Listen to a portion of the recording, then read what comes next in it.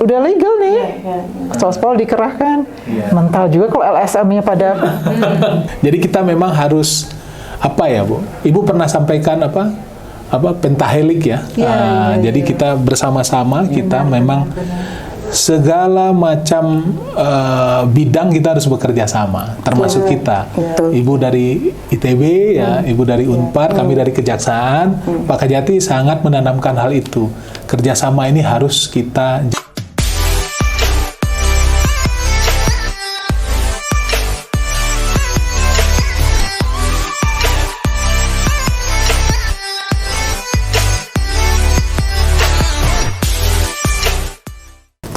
Assalamualaikum warahmatullahi wabarakatuh.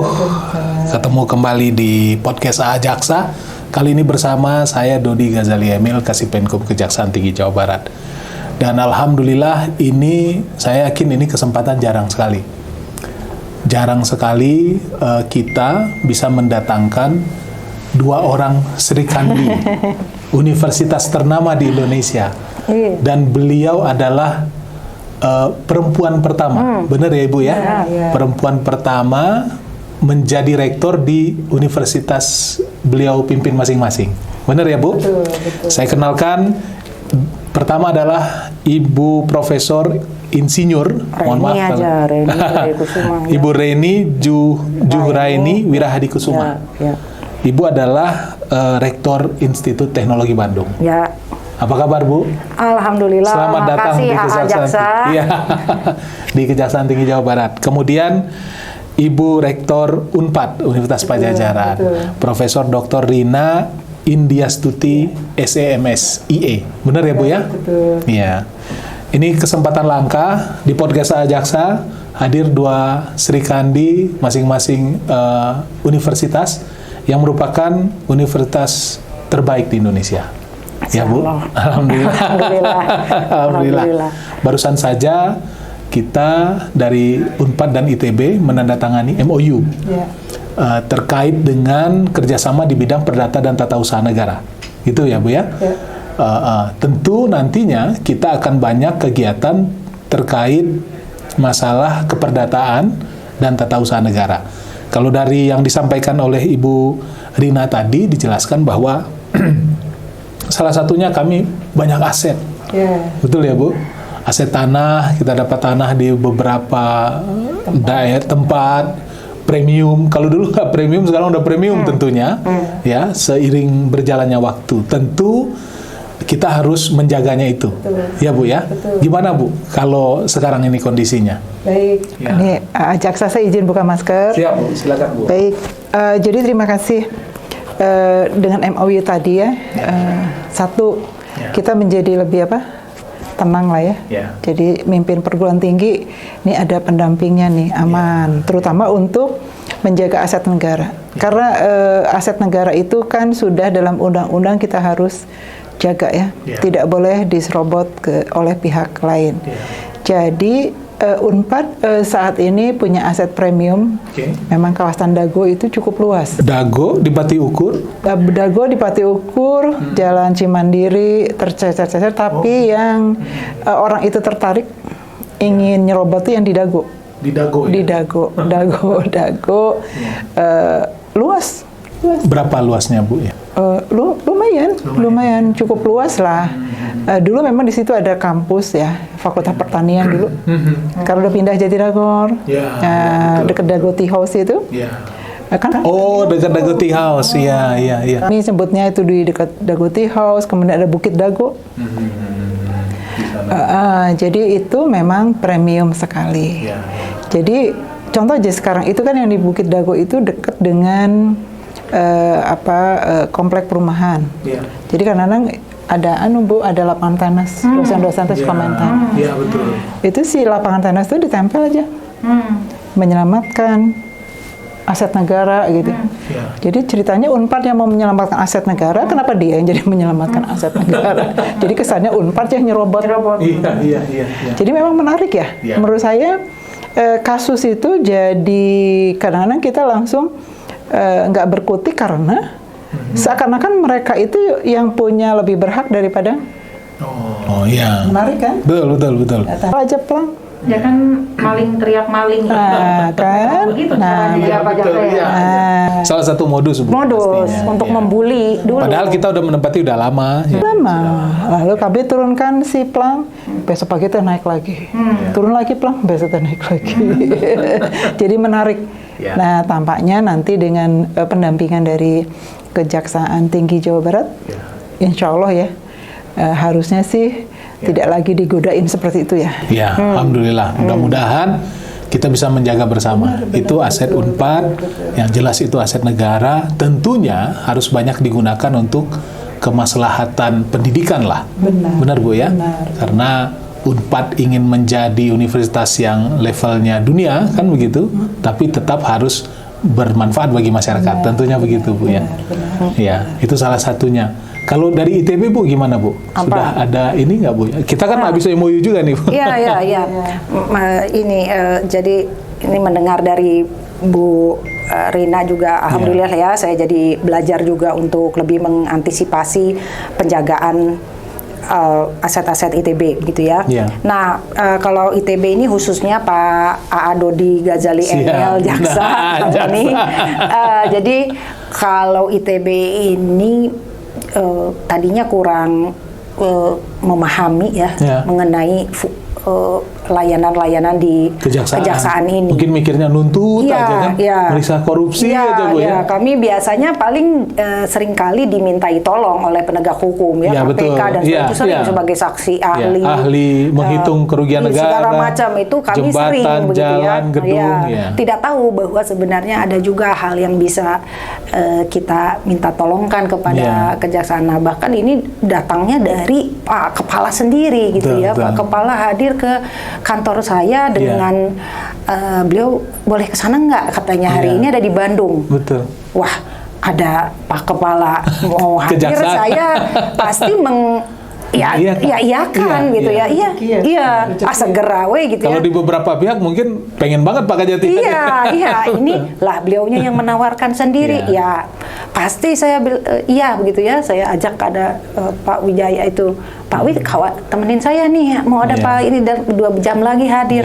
Siap. Jadi kami berdua, beliau hari dengan seluruh jajarannya dan juga menyampaikan potensi-potensi layanan yang dapat dilakukan oleh kejaksaan. Itu sesuatu yang kami ya di luar dugaan ya, ada rezeki gitu ITB disapa oleh orang penting seperti beliau yang sangat bermanfaat untuk institut begitu ya, untuk institut. Dan beliau jelaskan bahwa ITB kan posisinya strategis ya, sama dengan Unpad ya, kita ini aset nasional, jangan sampai ada yang mengganggu, termasuk juga kalau ada LSM, ada LSM ataupun juga ada konflik-konflik internal yang melibatkan pihak lain gitu ya. Nah, itu juga ITB harus dilindungi secara institut gitu. Jadi beliau contohnya juga begini Bu, misalnya ada konflik yang kita digugat oleh pegawai kita sendiri gitu kan, dan LSM jadi misalnya kelembagaan digugat gitu. Mohon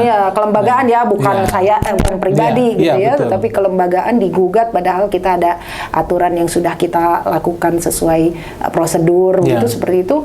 Nah, dulu itu kita lakukan sendiri, dipikir dengan segala kekuatan keterbatasan gitu. Padahal kita bisa minta tolong begitu ya, dengan tapi menurut beliau perlu MOU.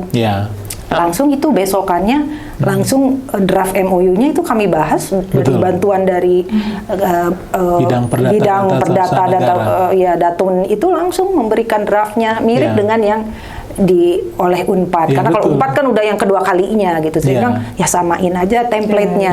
Itu besokannya langsung kurang dari seminggu itu MOU-nya. Karena saya ikut hadir waktu itu di kantor Ibu di Senin kemarin itu katanya udah siap Bu. Nyamang nggak kalau Senin siap, Rabu tanda tangan begitu. Sakantenan sareng Unpad lagi. Wah, bagus, saya bilang malah rame. Surprise. Surprise. Karena memang bagus, ITB, Unpad kan asetnya nggak sedikit Bu. Bener ya Bu ya? Asetnya di mana-mana, bukan di satu tempat. Kadang ya pernah dipinjam atau pernah diusahakan bersama pihak lain. Nah, tiba-tiba lama-lama udah jadi hak milik saja, kan itu harus dijaga gitu loh. Karena Ya kita nggak tahu, modus banyak Bu ya, modus banyak. Kemudian misalnya ya kita nggak tahu, misalnya ada rumah-rumah yang dipakai oleh beliau-beliau yang dulu menjabat sekarang sudah tidak. Itu juga tuh. Itu yang harus ditertibkan Bu. Nah karena mau keluar ya. nah itu susahnya. Ya kita bukannya gimana ya, kita kan memang sudah harus menertibkan. Kan masih banyak yang muda-muda yang lagi bekerja yang bisa menempati dan memanfaatkan. Mungkin begitu ya. Kadang-kadang ada ya salah paham atau ini, dan kita bisa membantu memediasi itu. Ya, kalaupun akhirnya akan ada gugatan, kita akan dampingi. Kan begitu. Oh, itu di Unpad ada itu? Jadi si rumah itu ditempati sejak tahun 75-an gitu. Sampai sekarang udah turunan gitu. Benar-benar itu ada. Jadi memang harus ditertibkan. Kalau Unpad kan ada lembaga bantuan hukum yang seperti itu ya. Ada. Itu Bisa bekerja, tapi begitu biasanya kita menang. Begitu akuisisi ngusir tadi. Udah legal nih. Sospol dikerahkan. Mental juga kalau LSM-nya pada Jadi kita memang harus apa ya Bu? Ibu pernah sampaikan apa pentahelik ya? Jadi kita bersama-sama kita memang segala macam bidang kita harus bekerja sama, termasuk kita. Ibu dari ITB ya, Ibu dari Unpad, kami dari Kejaksaan. Pak Kajati sangat menanamkan hal itu. Kerjasama ini harus kita jaga. Pertama adalah bagaimana menjaga aset negara, kan gitu ya, menjaga jangan sampai diganggu. Kalau dulu tahun 75 itu mungkin masih belum terlalu premium. Kalau sekarang semua orang ada melihatnya bagus sekali kan begitu. Jadi itulah bagian dari itu. Nah, ya kalau ITB ini kan kita tidak punya fakultas hukum, kami punya biro hukum ya. Tadi ada bersama kita hadir kepalanya sehingga biar berkenalan. Stafnya mungkin sekitar 6 ya. Itu pun biasanya kita urusannya lebih ke arah kontrak gitu ya. Jadi kalau urusan-urusan yang berat begini kami tidak punya kapasitasnya gitu. Jadi alhamdulillah sekali betul, ada sapaan dari Pak Dr. karena negara harus hadir. Iya, harus hadir. Di setiap aset yang dimiliki oleh lembaga negara, negara harus hadir. Jadi itulah tugasnya kejaksaan di sini Bu. Itu tugasnya jaksa pengacara negara. Alhamdulillah ya Bu. Semoga kejaksaan tinggi ini semakin bermanfaat gitu ya buat bangsa kita. Iya. Ini ada pertanyaan yang saya mikir dari tadi Bu ya. Ibu kan perempuan pertama yang jadi rektor di universitas-universitas ternama di Indonesia. Gimana sih rasanya jadi rektor Bu? Kalau Bu Reni? Saya duluan deh Bu, tapi yang duluan diangkat sebenarnya beliau. Beliau itu berapa bulan sebelumnya ya? Ya, berapa bulan sebelumnya. 2 bulan setengah. Nah, kalau saya terus terang agak kaget ya, ternyata pakai media itu banyak gitu ya. Langsung ada TV, ada apa gitu, seperti apa. Memang saya baru menyadari, oh ini adalah masalah besar gitu, big deal ternyata. Memang gitu. Secara pribadinya tadi saya tidak begitu merasakan, tapi setelah hari-hari pertama ini media gitu ya, sorotannya dan semua alumni sampai saya baru menyadari gitu bahwa sebenarnya ini amanah yang besar, bukan hanya sebagai rektor saja, tapi wanitanya itu wanitanya itu memang semua headline memulai di situ. Memang. Jadi ya harapan saya adalah bisa menginspirasi perempuan-perempuan muda Indonesia ini semuanya. Dan kalau di ITB ini suasananya sangat kondusif Pak, dari dulu kami mahasiswa ini. Jadi para kawan-kawan kami yang pria ini mereka sangat support gitu ya, sangat support. Bahkan saya selalu setiap tahun kalau Hari Kartini itu menyampaikan terima kasih kepada insan-insan ITB yang pria yang mensupport kita dan mewujudkan kesetaraan dalam perbedaan ini. Ya beliau-beliau itulah yang mewujudkannya. Gitu. Alhamdulillah ya Bu ya. Jadi bapak-bapak ini yang hebat. Gitu. Bapak-bapak yang Bapaknya hebat. Yang hebat. Jadi Ibu pun nyaman di situ. Iya, karena bapak-bapak. Kalau Bu Rina gimana Bu? Iya, jadi memang kelihatannya jabatan kayak rektor tuh kayak sesuatu apa ya, wah gitu ya. Iya. Kalau saya di kampus dulu, tapi ini lewat ruangan rektor aja kita takut ya. Gitu ya? Dulu tak tersentuh ya. Gitu ya. Sekarang enggak. Iya. Jadi itu ternyata makin ke sini era reformasi, era keterbukaan, era semua punya ekspektasi yang tinggi ya terhadap apa kampusnya. Ranking ya Bu. Jadi ternyata memang sosok rektor itu memang berubah ya. Harus kita rubah gitu. Jadi maksud saya begini. Ternyata gitu ya, kita melayani banyak ekspektasi ya, ternyata. Kalau kita pikir-pikir, ternyata berat ya. Tapi kalau dilalui bersama-sama, nah perempuan tuh menurut saya enaknya kita bisa minta tolong pada semua ya. Tidak gengsian Tidak gitu gengsian. ya. Beda laki-laki masih Jadi sama-sama, nggak terasa tahun ke tahun. Ya sekarang sih biasa aja ya. Jadi kalau tanya apa perasaannya, waktu awal kayaknya tugas ini berat. Kemudian banyak ekspektasi ya ternyata. Yang kita bilang berat dengan ekspektasi banyak segini jadi tambah naik. Tapi itu dijalankan satu persatu, kerja tim, minta tolong gitu. Lama-lama baik ya, jalan. lancar. Jadi sebenarnya kampus itu adalah karena bukan lembaga birokrasi ya. Kita kolegial. Kolegial, benar, kolegial. Jadi dan mungkin egaliter bisa dibilang gitu. Kampus tergantung orangnya. Tergantung orangnya juga. Kalau saya kebetulan begitu. Iya. Tergantung. Tapi jadi sekarang kalau dulu itu ya rektor bisa marahin orang ya. Sekarang nggak ada cerita. Gitu ya. Kita yang dimarahin. Oh iya, itu benar. Iya kan? Bisa selan wae. Ku netizen, Pak. Go netizen. Tapi itu semua menurut saya nggak apa-apa. Karena apa itu feedback ya. Feedback dan tantangan. Jadi perempuan direktur itu ditantang menurut saya. Sok buktikan bisa nggak? Tapi kan alhamdulillah, insya Allah kita akan berdoa dan berusaha ya Bu. Ya alhamdulillah. Amanah lah, ibadah lah. Ya oke. Tadi Ibu sudah keliling kantor lah sebagian ya, Ibu Bu Rina maupun Bu Reni. Ini saya mau tanya ini. 3 pesan buat Kejaksaan Tinggi Jawa Barat atau kesannya di Kejaksaan. Alhamdulillah. Ya. Sekarang kita punya ekspektasi.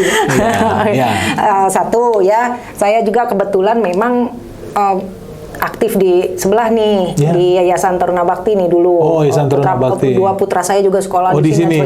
Jadi kita Kejaksaan ini sangat familiar terhadap keberadaan gedung ini dan aktivitasnya gitu ya. Nah, terus sekarang seperti ini wah sangat perubahannya sangat-sangat positif gitu ya. Tentunya betul bahwa yang penting adalah orangnya dan kegiatannya, tetapi dari gedungnya, sarananya kan memang harus mensupport kepada kegiatan kenyamanan ya, kerja dan seterusnya. Jadi ini katanya juga pendanaan dari pemerintah Provinsi Jabar ya. Ini tentunya mewakili harapan dan besarnya peran Kejati bagi provinsi gitu ya, makanya sampai diberi seperti ini gitu ya. Jadi itu nomor 1.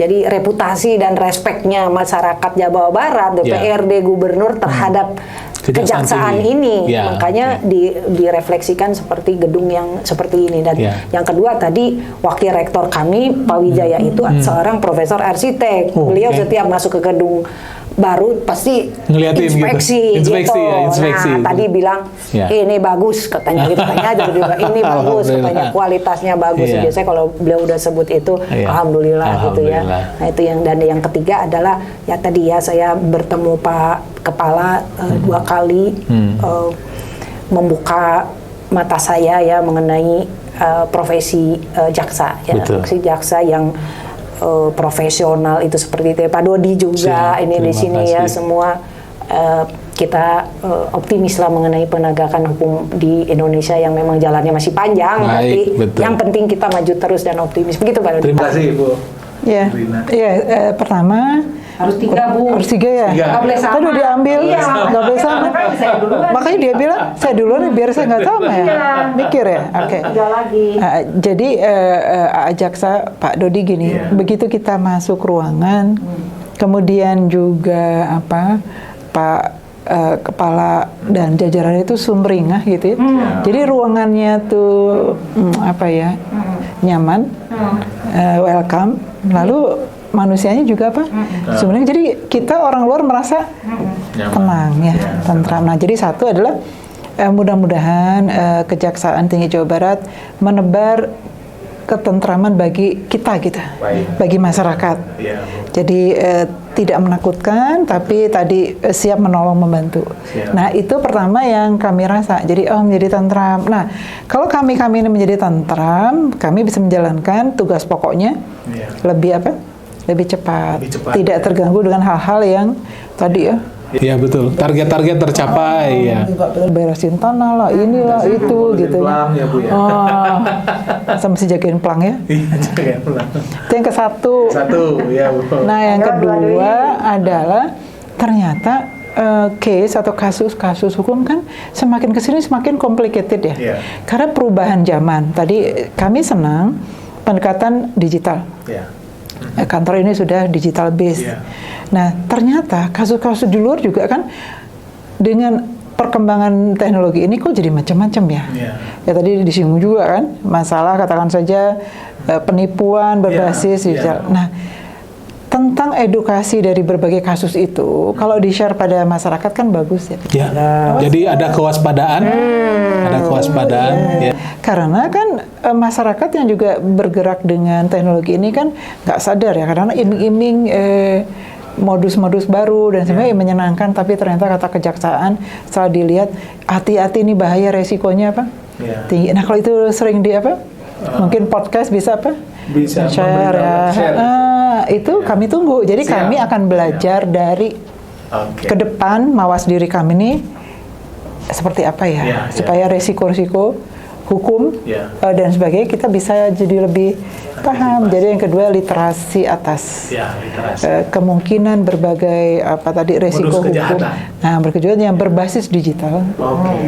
Itu kayak apa sih modusnya gitu ya? Kita suka dengar ya ada pegawai ikutan ojol apa gitu. Iya, kasihan juga yang tertipu misalnya Bu ya, ikutan lihat robot trading online, robot trading. Jadi kami dan masyarakat luas bisa dengan edukasi nyantai saja. Nah, itu kedua, tahap kedua, Jidai. Nah, sekarang Jawa Barat kan ini. Jawa Barat itu kan pasti di sini kebijakan udah mapan betul, dekat dengan pusat. Tapi kami mohon juga di daerah-daerah, kabupaten kota, karena Unpad ini kan ITB juga sama, ITB di Cirebon, Unpad di Pangandaran, di Sumedang dan sebagainya. Masih melihat karena perbedaan standar standar layanan. Kalau di sini kan begitu prima ya. Kami sih berdoa mudah-mudahan di daerah juga sama format layanannya. Jadi format layanannya harus sama, ya. Kalau di provinsi kan bagus sekali nih, tapi kita nanti nggak tahu di Cirebon, di Pangandaran, di Sumedang. Jadi kita menjaga format layanan tuh yang sama. Jadi kami nanti kalau ITB meluas kemana? Ke Medan gitu. Jadi mendapat layanannya sama gitu. Nah, udah 3 tuh. Selesai. Tadi mau udah 4 nggak jadi. Ya udah. Sombong ya. Kalau berbicara dengan 2 rektor, wah memang lama Bu. Kalau bisa ini kan bisa berkembang kemana-mana. Cuman waktu kita terbatas nggak buka. Ada agenda lain yang harus dilaksanakan. Baik, terima kasih Ibu Reni, Bu Rina atas waktunya di podcast Ajaksa. Ya, mudah-mudahan Ajaksa bisa terus berkembang dan banyak ditonton dan lebih menarik dan bisa memberikan edukasi kepada masyarakat. Baik. Terima kasih. Terima kasih Sobat Ajaksa dan kita berjumpa lagi di episode selanjutnya. Assalamualaikum warahmatullahi wabarakatuh.